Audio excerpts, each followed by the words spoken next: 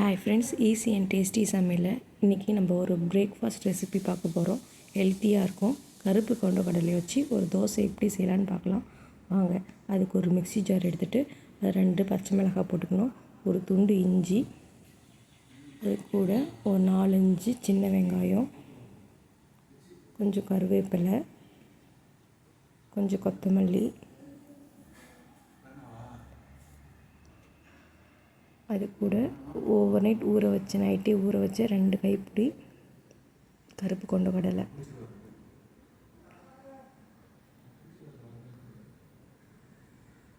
கொஞ்சம் உப்பும் அது கூட ஆட் பண்ணிக்கலாம்.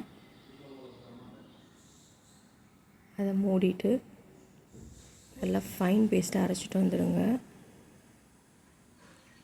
நல்லா நைஸாக அரைச்சிக்கோங்க.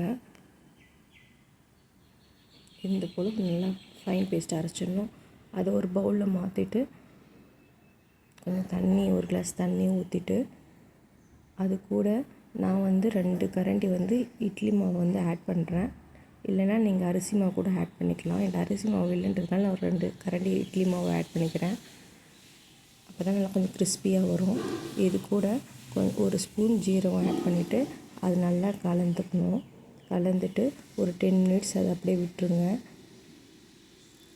10 மினிட்ஸ் கழிச்ச உடனே ஒரு தோசை தவா வச்சு இந்த தோசை தவாவில்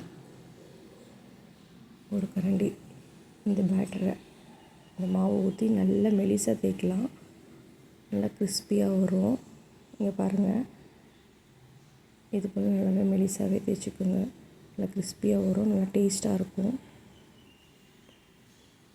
கொஞ்சமாக ஆயில், இல்லைன்னா குழந்தைங்களுக்கு கொடுக்குறதா இருந்தால் நெய் கூட நீங்கள் ஆட் பண்ணிவிட்டு இது மாதிரி கோல்டன் ப்ரௌன் வர வரைக்கும் வெயிட் பண்ணணும். நல்லா கொஞ்சம் வேக விடணும் இந்த தோசையை. இதை பாருங்கள், இது மாதிரி நல்லா கிறிஸ்பியாக வந்துடுச்சு பாருங்கள்.